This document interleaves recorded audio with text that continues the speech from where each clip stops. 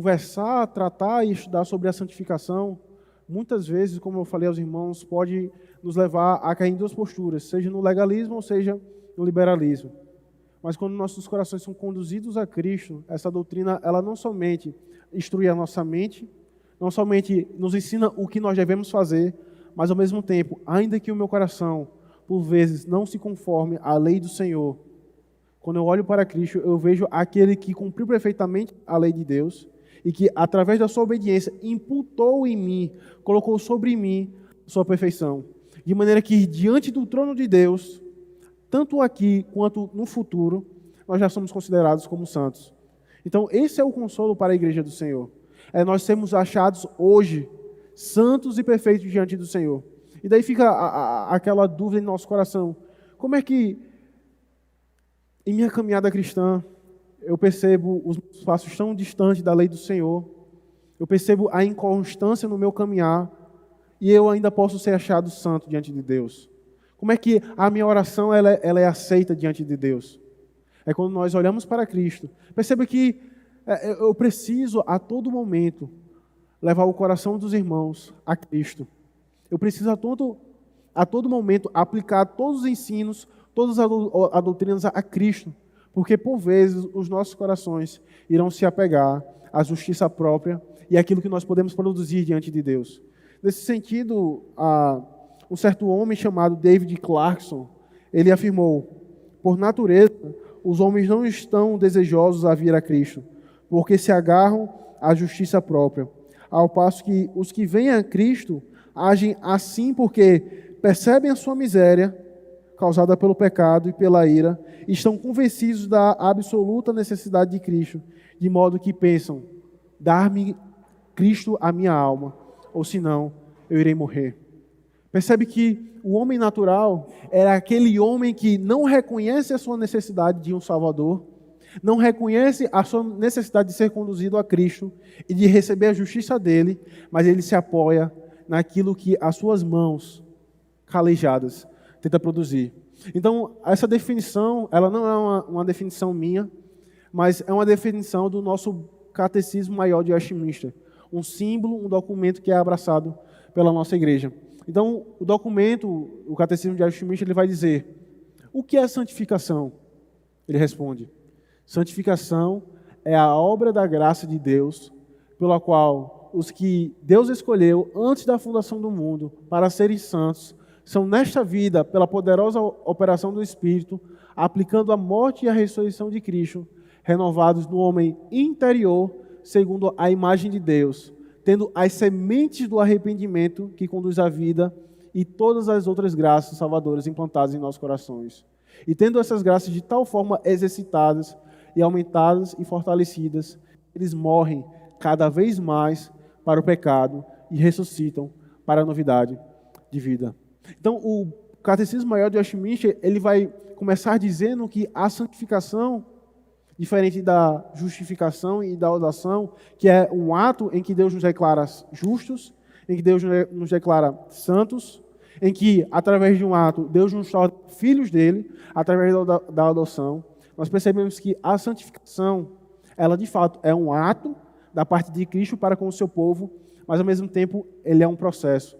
Ele é algo contínuo até os últimos dias da nossa vida. E quando nós não entendemos isso, queridos, quando nós não fazemos essa diferença de que justificação é um ato e santificação é um processo, fica aquela dúvida em nosso coração.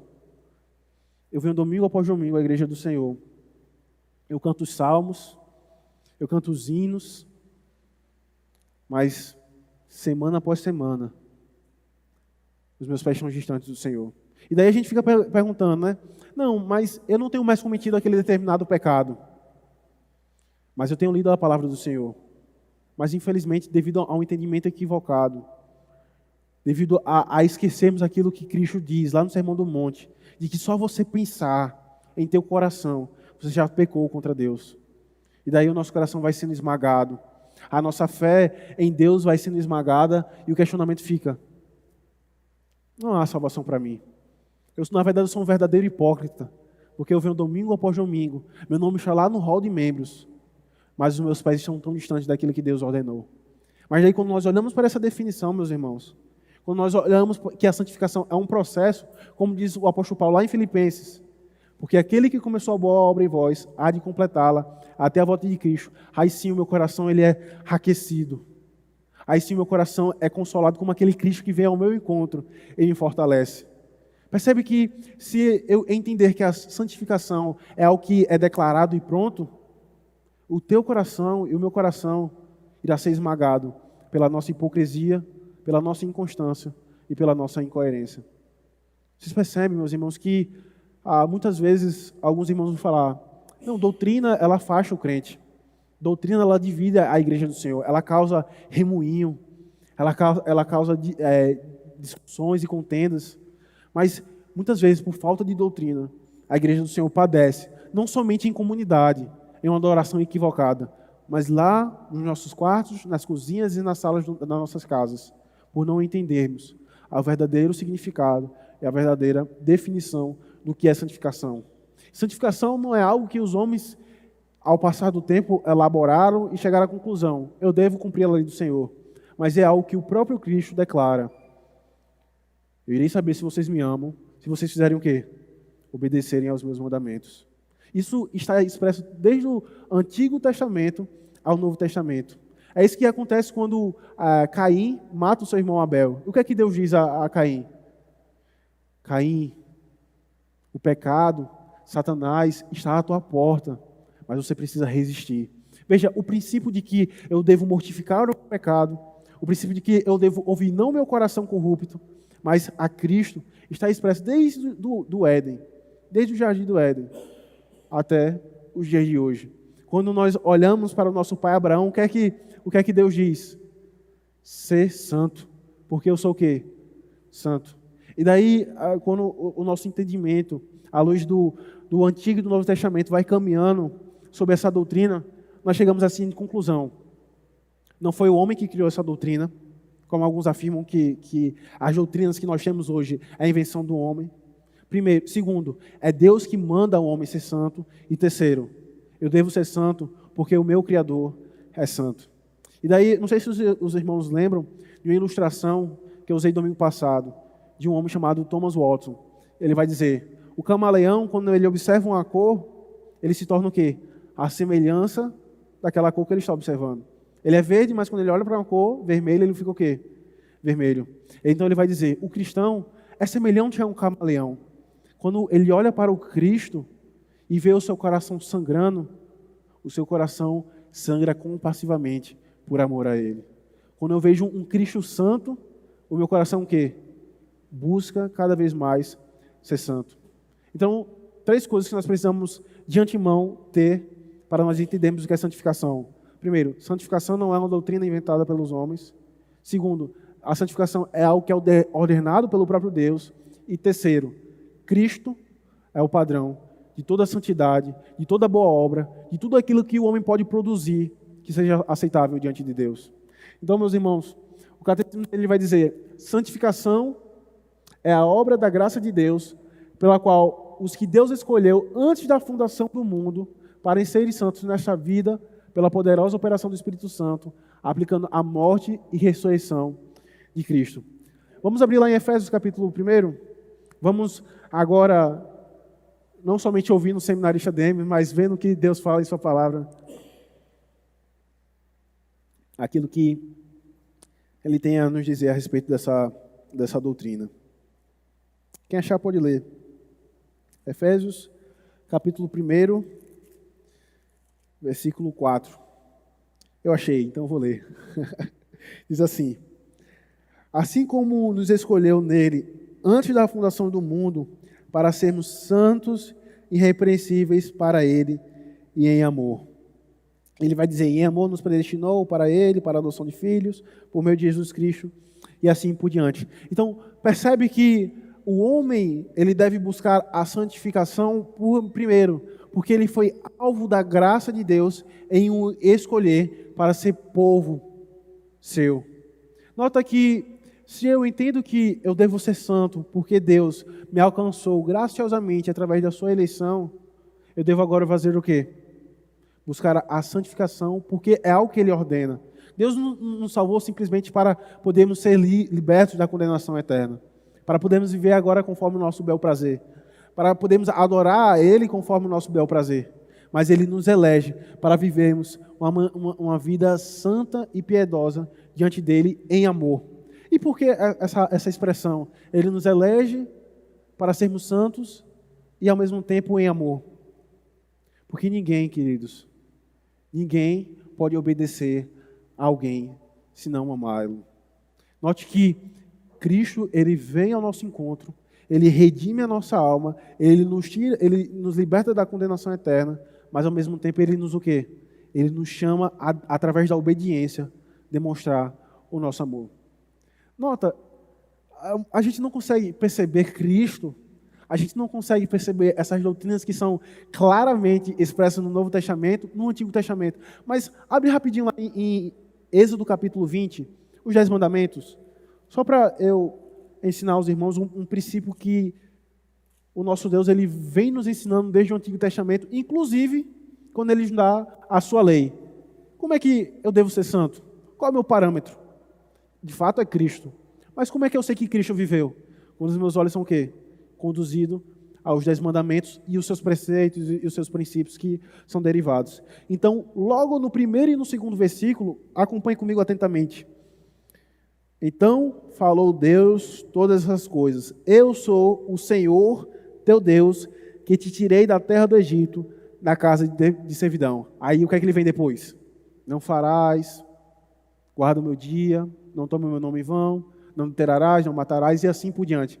Então, percebe que antes de Deus dar a sua lei, antes de Deus dar os seus mandamentos, que é a regra de fé, que o crente deve buscar ser santo, o que é que ele faz?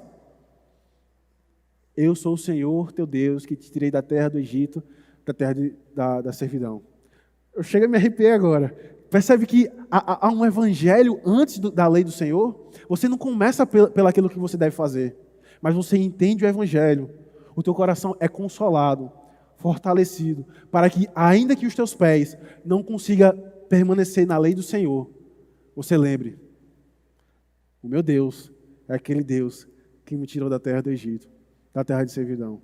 Ora, o que significa o Egito, meus irmãos? E por que logo depois vem os 10 mandamentos? No Egito, meus irmãos, era onde o nosso coração, com os nossos irmãos lá atrás, viviam em idolatria, em pecaminosidade e viviam distante do Senhor.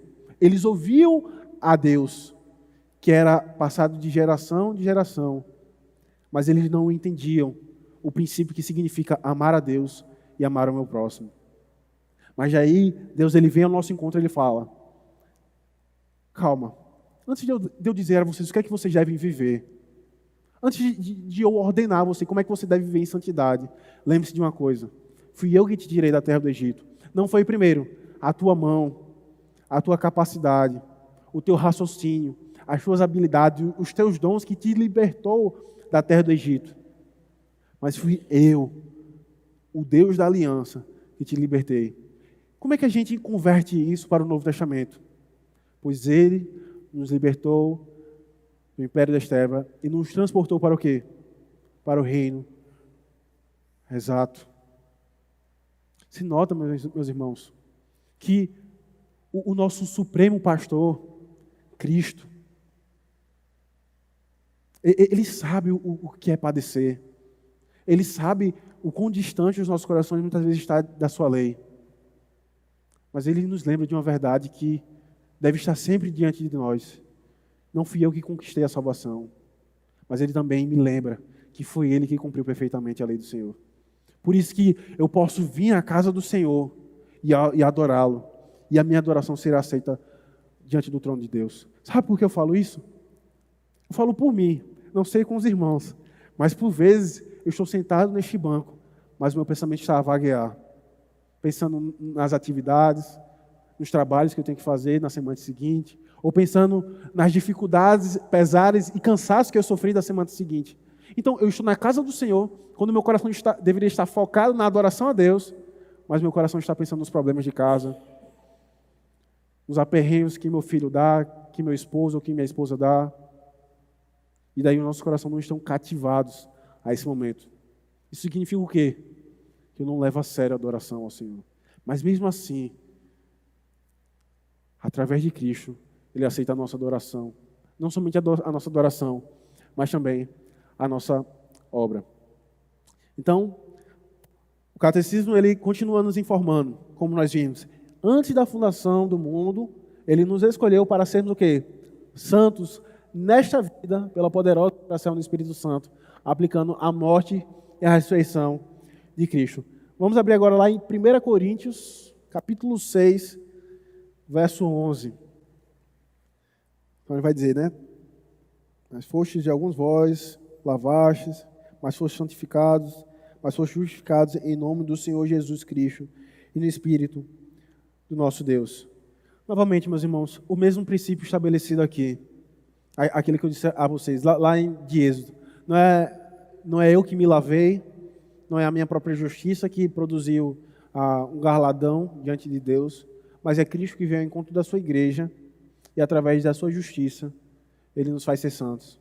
Isso tem implicações assim, seríssimas para o teu coração, meu irmão. Quando você entende que não é a minha justiça que produz salvação, não é a justiça dos homens, não é a minha capacidade de entender as doutrinas que estão expressas nas Sagradas Escrituras que me faz alguém santo. Eu falo entender a doutrina porque, por vezes, nós ficamos afligindo. Poxa, eu mal sei ler as Sagradas Escrituras. Eu não consigo entender como é que um Deus é 3 pessoas, mas ao mesmo tempo é um. Eu não consigo entender porque Ele habitou entre nós. E daí nós ficamos o quê? Nos mutilando. Eu não consigo entender a doutrina. Muitas doutrinas que estão nas Sagradas Escrituras. Logo, o Espírito Santo não habita em mim. Logo, eu não sou salvo. Não é a tua capacidade. Não é o teu raciocínio de entender como é que Cristo ele é expressado, desde o Antigo Testamento até os dias de hoje. Mas é você entender, Cristo morreu por mim. Eu falo isso porque a minha mãe, ela por vezes, ela ficava se afligindo. Ela dizia, filho, eu acho que eu não sou uma eleita de Deus, porque eu não consigo entender muitas vezes aquilo que o pregador fala, eu não consigo acompanhar a todo momento, eu só posso concluir que o Espírito Santo não habita em mim, e eu não sou salvo. Por quê? Porque o Espírito Santo diz que Ele irá clarear minha mente, irá me conduzir à santificação. Aí eu falava para minha mãe, mãe, é bem verdade que é um dever do crente conhecer a Deus, conhecer as doutrinas das Sagradas Escrituras. Mas sabe o que é mais fundamental para a tua alma? É você saber quão pecadora você é. E daí você imagina, né, um filho falando isso para sua mãe. Mas eu precisava consolar o coração dela. Mas que Cristo veio e morreu por mim e você.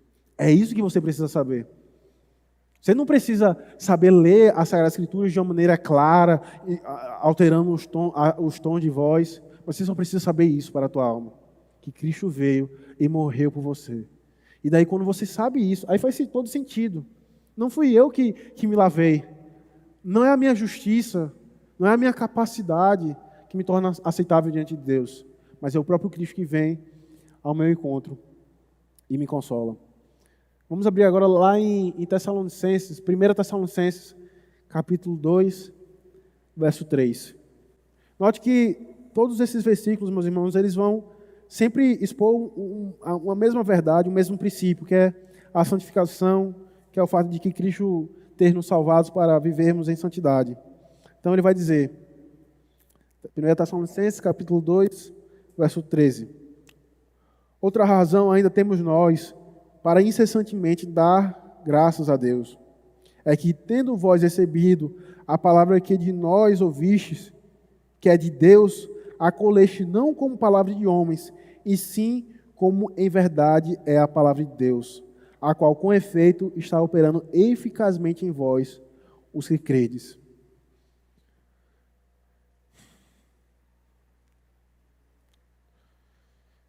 Meus irmãos, veja, agora vai parecer que eu estou falando tudo contra o que eu já falei aqui nesta manhã. Mas veja, é bem verdade que Cristo nos salvou. É bem verdade que o Espírito Santo sela a salvação em nossos corações. Mas se o teu coração, como ele vai dizer, ouvistes e acataste, como, não sendo palavra de homens, mas sendo como palavra de Deus.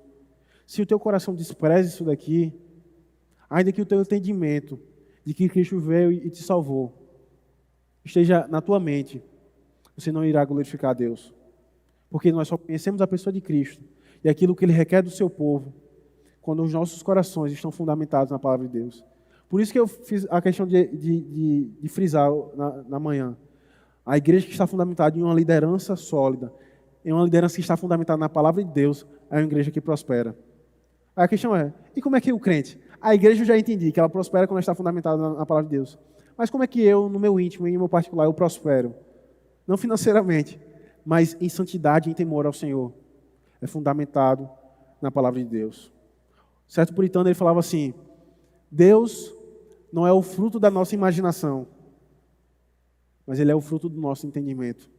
O que é que ele está querendo dizer com isso? Ele está dizendo que Deus é o fruto da minha capacidade de raciocínio? De maneira nenhuma. Deus, e inclusive a maneira pela qual eu devo viver, não está fundamentado naquilo que eu fico imaginando, naquilo que o meu coração cria, mas naquilo que Deus se revela na sua palavra. E daí Ele me ensina como adorá-lo, e como tratar os meus irmãos, e como viver em meu íntimo diante dEle. Isso é importante, meus irmãos. Assim, vai passar geração e geração. Mas isso precisa estar claro no coração da igreja do Senhor. Eu não fundamento doutrina, eu não fundamento a maneira pela qual eu devo viver, a maneira pela qual eu devo tratar o meu marido, os meus filhos, mas eu fundamento a minha vida nas Sagradas Escrituras. Inclusive, no fato de que Cristo é meu Salvador. Você nota isso? A minha salvação, primeiro, eu vou ficar sempre repetindo, primeiro, não é fruto da minha capacidade, não é fruto da minha justiça, nem do meu raciocínio, nem daquilo que eu posso produzir, mas como também a minha santidade, ela não deve estar fundamentada naquilo que o meu coração diz a mim. Porque a gente vai dizer assim, Deus ele pede para eu não roubar. Na verdade, Deus pede para eu não mentir. Aí você fala assim, não, mas também omitir não é pecado. Ou seja, você deturpa a lei do Senhor, fundamentado na tua imaginação, naquilo que o teu coração diz, para poder ser aceito diante de Deus. Quando na verdade ele vai falar, tanto o que mente, como o que oculta a verdade, está o quê? Pecando. Sabe? É por isso que eu estou falando, meus irmãos. O nosso entendimento deve estar cativos a Cristo, mas também voltados à palavra de Deus, para que eu não possa deturpar e nem inventar, mas que eu possa viver aquilo que Ele ordena ao meu coração, para que eu possa viver diante dEle. Então a gente parou aqui, aplicando a morte e a ressurreição. Aí vai falar, renovados no homem interior, segundo a imagem de Deus, tendo as sementes do arrependimento que conduz à vida e a todas as outras graças salvadoras implantadas em nossos corações. O que é que ele quer dizer com renovados no homem interior, segundo a imagem de Deus? O que é que Deus, ao criar Adão e Eva, ele fala? Façamos o homem o quê? A nossa imagem e semelhança. Mas devido ao pecado, essa imagem ela não foi perdida, ela não foi retirada de nós, mas ela foi deturpada. E é por isso, meus irmãos, que eu consigo demonstrar amor a vocês e vocês conseguem demonstrar amor a mim. É por isso que vocês conseguem demonstrar graça e misericórdia, afeto aos filhos de vocês, aos netos, aos sobrinhos. Porque a imagem de Deus está nos vossos corações, ainda que embaçada. Vocês já pararam para pensar nisso? De onde é que surge o amor? De onde surge o conceito de errado e certo? Não surge da minha capacidade de raciocinar, mas o reflexo de Deus em meu coração me faz entender o que é o amor. E daí, você sem perceber, você ama, porque a imagem de Deus está no teu coração. Mas ao mesmo tempo, você percebe que o teu amor é o quê? Muitas vezes, idólatra, doentio. Você percebe que você é o quê? Não é misericordioso. Mas às vezes você é o quê? Opressor. Que você não é... Isso, a graça comum que ainda habita em todos os homens, sejam eles ímpios ou crentes. O que vai nos diferir do ímpio para o crente é que ambos têm a graça comum, mas os crentes eles têm a graça especial, que é quando os seus entendimentos pelo Espírito Santo são renovados e conduzidos a Cristo. Então, por que o ímpio ele consegue dar esmola para alguém? Ele consegue tratar bem o seu filho. Ele consegue amar a sua esposa, respeitá-la, justamente pelo fato da imagem de Deus estar impregnada ao seu coração. Mas pelo fato de ele não ser renovado pelo Espírito Santo, muitas vezes, a esmola que ele dá é para a sua própria condenação. O amor que ele sente é um amor idólatra e doentio. Vocês notam isso, meus irmãos? Mas, através do Espírito Santo, segundo a imagem de Deus, ele nos conduz a: meu filho é uma bênção. A minha própria vida é uma bênção. Mas agora ela está aqui, ó, não enxergada pela minha idolatria, não enxergada pela minha corrupção, mas renovada à imagem de Deus. E daí, meus irmãos, eu consigo amar o meu filho, eu consigo amar a minha esposa, a minha noiva, e assim por diante, de maneira que glorifica a Deus. Novamente, a santificação, ela espelha Cristo na medida em que ela se fundamenta na palavra de Deus e na medida que os nossos sentimentos, a nossa imagem, os nossos desejos são se conformados àquilo que Deus revela em sua palavra. Ele vai falar: tendo as sementes do arrependimento que conduz à vida e a todas as outras graças salvadoras implantadas em nossos corações. O que é que significa essas sementes do arrependimento que conduz à vida e a todas as outras graças salvadoras implantadas em nossos corações? Veja, meus irmãos, soa até um pouco estranho, semente. O que é que isso tem a ver com santificação? Isso é uma linguagem poética e literária para mostrar que, após Cristo ele morrer em nosso lugar, após o Espírito Santo descer à sua igreja, ele agora coloca em nossos corações o senso de arrependimento e de me conduzir a Cristo. Lembra aquilo que eu disse no início da aula? Que o homem natural, ele é aquele que não quer se apegar a Cristo, mas a sua justiça própria. E através do Espírito Santo, eu tenho o pleno conhecimento de que Cristo morreu por mim, eu devo me conformar à sua lei, mas ao mesmo tempo, quando eu peco, quando os meus passos não se conformam na lei do Senhor, o que é que isso deve produzir ao meu coração?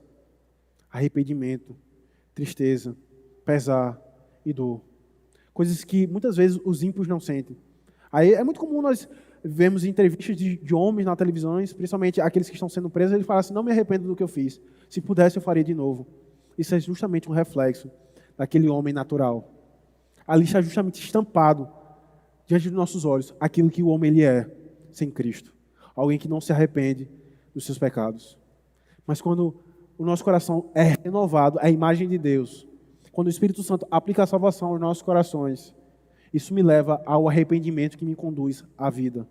E ao mesmo tempo que esse arrependimento me conduz à vida, todas as outras graças salvadoras implantadas em meu coração.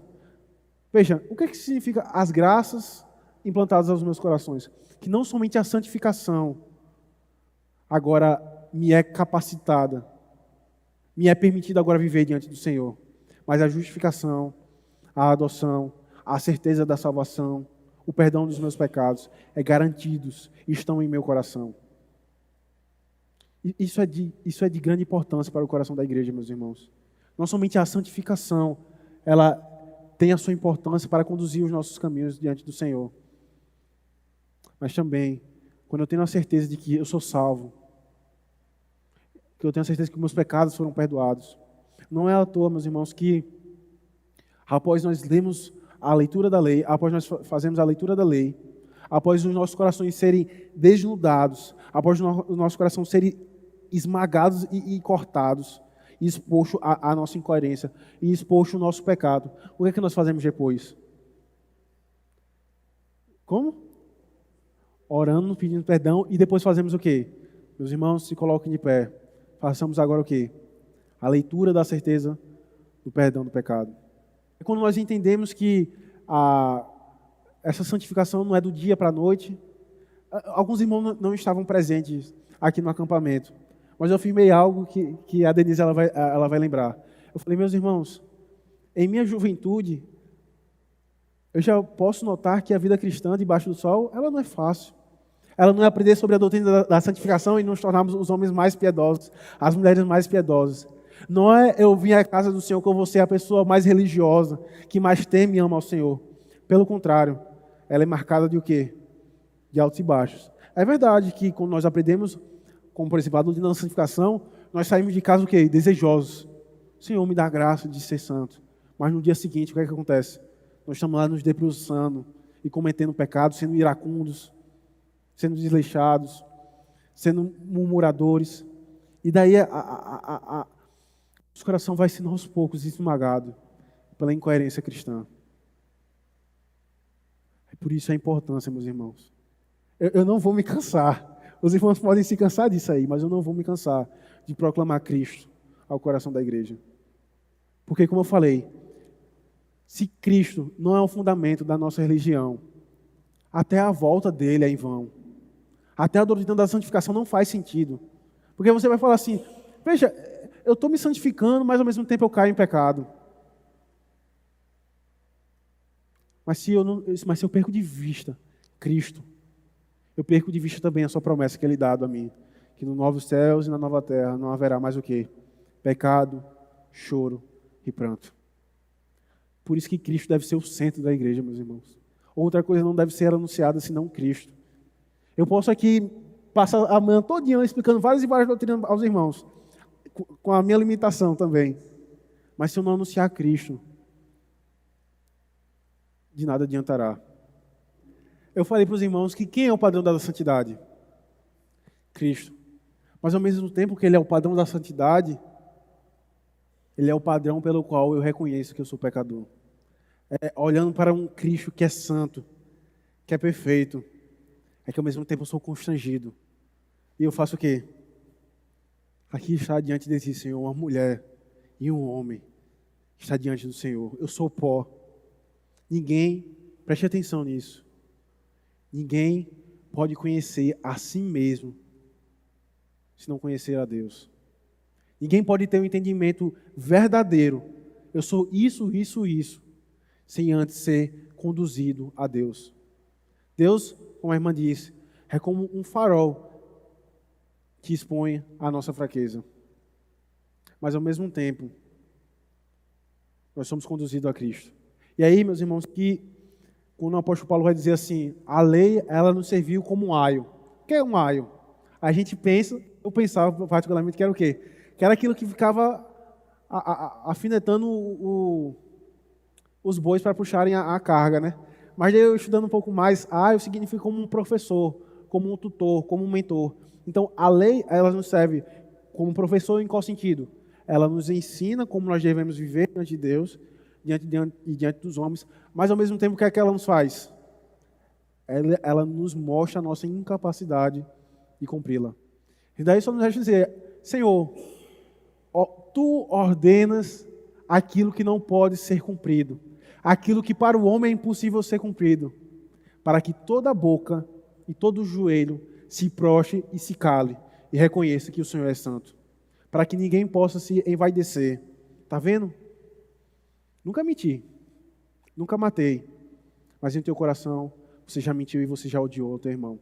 E daí você é condenado, e aí é exposto a tua fraqueza, e aí é exposto a tua incapacidade de redimir a si mesmo. Mas ao mesmo tempo em que a lei nos mostra a nossa incapacidade, o que é que ela nos faz? Ela nos conduz como um tutor a Cristo. E daí, indo a Cristo, eu retorno à lei. Foi aquilo que eu disse novamente aos irmãos domingo passado.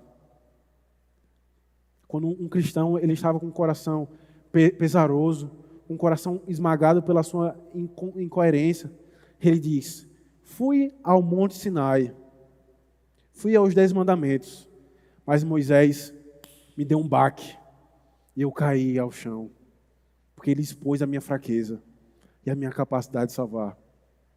Eu sabia que eu merecia a condenação, eu sabia que eu merecia ser morto, mas mesmo assim eu resisti e fui novamente a Moisés, fui novamente aos 10 mandamentos, e ele mais uma vez, de uma forma mais severa, me deu um baque, e eu fiquei caído ao chão. Mas eu lembrei do Calvário e fui ao Calvário. E por meio do Calvário eu recebi aquele que de braços abertos, com pregos cravados em sua mão e com a lança transpassada ao seu lado, me recebeu de braços abertos e me consolou e me redimiu.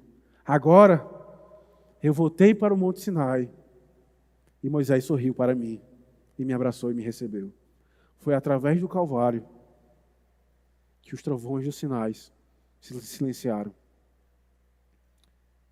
Você nota isso, meu irmão? Que grande consolo. É quando a lei do Senhor, ela me prostra ao chão e me conduz a Cristo. Mas ao mesmo tempo, o que é que ela faz? Ela me conduz à lei novamente. Para que agora eu possa viver não conforme o meu bel prazer, não conforme aquilo que eu acho que é certo ou errado, mas através de Cristo, agora eu posso cumprir a lei do Senhor. Por isso que lá na frente, em outras perguntas do catecismo maior, ele vai dizer que a nossa obra diante do Senhor já é aceita. Porque a gente usa muito esse exemplo, né? Mas porque, dar uma esmola, dar uma oferta, porque eu falar a verdade, apesar do meu pecado, apesar a imagem de Deus estar em mim deturpada, por que essas minhas obras elas são aceitas diante do trono de Deus? Por quê? Por causa de Cristo. Veja, Cristo, Ele agora me cobre com a sua justiça. Meus irmãos, que grande consolo. Eu gostaria que o coração de cada um de vocês agarrasse essa doutrina. Eu estou começando a vida cristã agora. Vocês já estão mais adiante de mim. Vocês já estão maduros. Mas por vezes, nós esquecemos dessa verdade. Que você possa pregar manhã após manhã, dia após dia, essa doutrina ao teu coração. Não se apoie ao fato de você dizer assim, tenho 30 anos de igreja, tenho 30 anos de cristianismo. Não se apoie nisso. Porque todas as manhãs, todos os cafés de amanhã, todos os almoços, todos os jantares, vocês precisam ser lembrados. Não é a tua justiça, mas é a justiça de Cristo. E daí você vai olhar assim, minhas mãos estão calejadas, e os meus joelhos estão ralados, por tentar cumprir a lei do Senhor. Mas graças a Deus, aquele que de fato calejou as suas mãos, ralou os seus joelhos, foi perfurado, mas cumpriu perfeitamente a lei do Senhor. Daí que grande consolo. Senhor, aqui está um grande pecador. Eu acabei de confessar esse pecado, mas passou 30 segundos, eu já estou cometendo em meu íntimo, em meu coração. Mas graças eu te dou, porque Cristo, Ele me faz justo diante do Senhor, e tu me aceitas como eu sou. Que grande consolo, mas deixa eu só ler para vocês. A gente já tá caminhando para o fim. Ler para vocês aqui um hino antigo. Ele fala isso. Vinde, vós exaustos, sobrecarregados, perdidos e arruinados pela queda. Se adiares até seres melhores, jamais chegareis a vir. Que a consciência não vos retarde com o sonho de estardes preparados. Todo o preparo que Ele exige é que você sinta a necessidade dEle. E daí nós, após cometermos um pecado, nós entramos em uma caixinha, nos isolamos de Deus, nos isolamos da igreja e falamos a nós mesmos, não, Deus não vai me aceitar. Deixa eu fazer um jejum aqui de 3 dias. Deixa eu ler 3 capítulos da Bíblia por dia. Quem sabe Ele me aceite. E daí você fica lá, preso naquela caixa, com a tua consciência de que você precisa ser perfeito. Meu irmão, não dê ouvidos a Satanás. Você jamais será perfeito. É a tua incoerência, é a tua hipocrisia, que você insiste em negar que você não é que faz com que você seja aceito diante de Cristo. A única coisa que Ele requer de mim e de você é que citamos a necessidade de nos apegar a Ele. Eu não busco cumprir para ser salvo, mas eu busco cumprir porque eu já fui salvo. E daí, é isso que eu quis dizer. Foi a primeira coisa que eu falei aqui nisso. Meus irmãos, santificação muitas vezes ou é enxergada de maneira legalista, ou é de uma forma liberal. Acho a palavra aqui. Aqui eles vão falar assim, eu já fui salvo, então posso viver conforme eu quiser aqui. Vou para festa, vou para o que for aqui, vou brigar com meu marido, não estou nem aí. Porque eu sou salvo. Mas ao mesmo tempo, há aqueles que o quê? Se apegam à lei, como se a lei pudesse produzir salvação. Mas aí o centro é quem?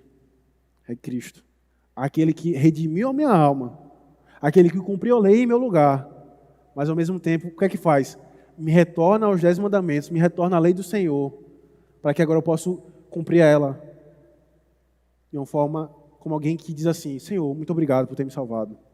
Irei buscar cumprir a tua lei como gratidão, como uma oferta de ação de graças ao Senhor.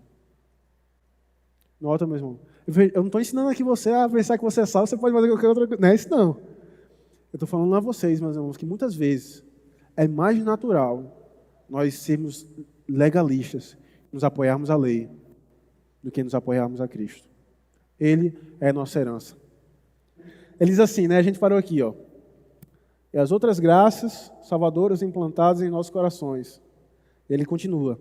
E tendo essas graças de tal forma exercitadas, aumentadas e fortalecidas, que eles morrem cada vez mais para o pecado e ressuscitam para a novidade de vida. Isso não significa que eu não vou o quê? Buscar a santidade. Pelo contrário, o que é que ele fala? O que é que ele fala aqui? Precisa ser exercitado para que o meu pecado seja o quê? Mortificado.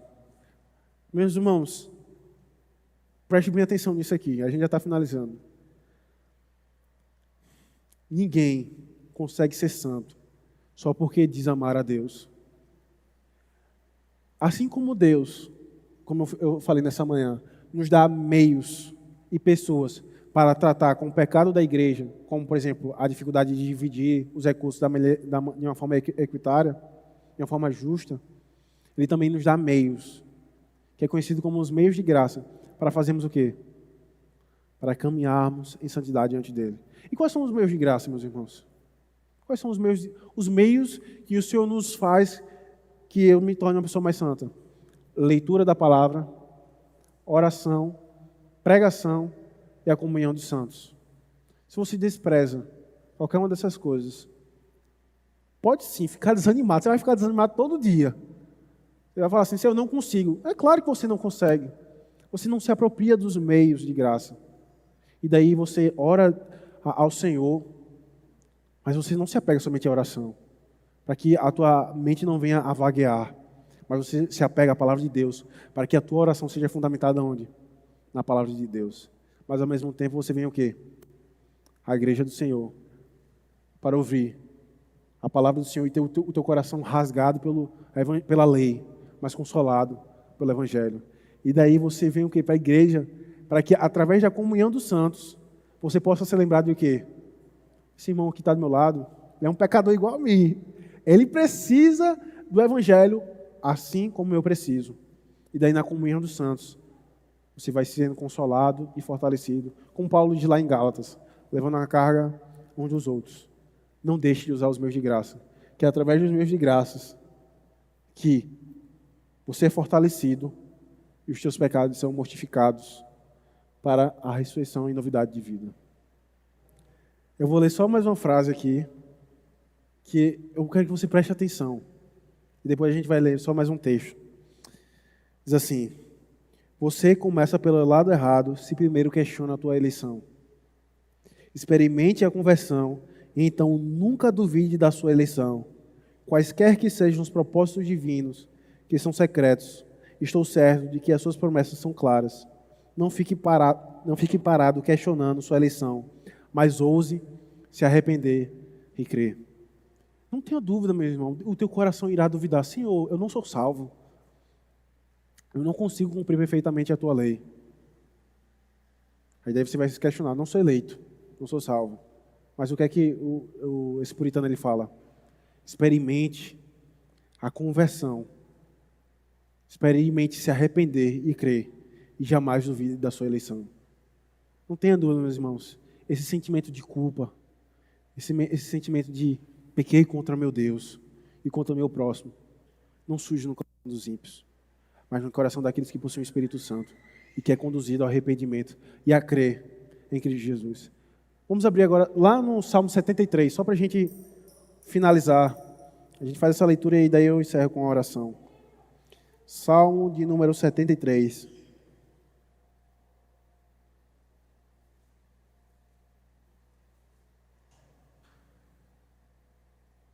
A partir do verso 21, eu irei ler para os irmãos. Quando o coração se me amargou e as entranhas se me comoveram. Eu estava embrutecido e ignorante. Era como irracional a tua presença. Todavia, estou sempre contigo. Tu me seguras pela minha mão direita. Tu me guias com o teu conselho e depois me recebe na glória. Que mais tenho eu no céu? Não há outro em quem eu me compraza na terra. Preste atenção, meus irmãos. Ainda que a minha carne e o meu coração se desfaleçam, Deus é a fortaleza do meu coração e a minha herança para sempre. Verso 28. Quanto a mim, bom é estar junto a Deus. No Senhor Deus põe o meu refúgio para proclamar todos os teus feitos. Ainda que o meu coração e o teu coração vacilem, lembre-se de uma coisa: não é a tua justiça própria que é a tua herança diante do Senhor, mas sim o Cristo, que foi transpassado, que foi esbofeteado ao ponto de ser irreconhecível, para redimir a tua e a minha alma. Olhe para Cristo, meus irmãos. Olhe para Cristo. Oremos. Pai Celestial, nós te damos graça pelo teu dia, em que o Senhor chama o teu povo à tua casa para te adorar, para te cultuar e para sermos lembrados, ó Pai, que o Senhor é o nosso Deus, que nós somos o teu povo. Muito obrigado, ó Deus, por essa manhã em que o Senhor nos instruiu a respeito da instituição dos diáconos, de que o Senhor ainda continua cuidando da tua igreja, seja através da pregação, seja através e por meio das perseguições. Glórias ao Senhor por causa disso, ó Pai. Mas nós também te damos graça, porque nessa manhã nós podemos aprender a respeito do que é a santificação, de que por vezes essa doutrina, esse ensino é mal compreendido, mas que em Cristo, ó Pai, isso se torna tão claro aos nossos olhos, à nossa alma e ao nosso coração. Muito obrigado, ó Pai, porque Cristo é a nossa justiça. Ele sim é a nossa santificação. Porque através dele, ó Pai, nós podemos, nessa manhã, apesar do nosso coração vacilante, sermos achados como homens e mulheres perfeitos diante do Senhor. Muito obrigado por isso, ó Pai. Nós te damos graça por Cristo Jesus. Em nome dele nós oramos. Amém.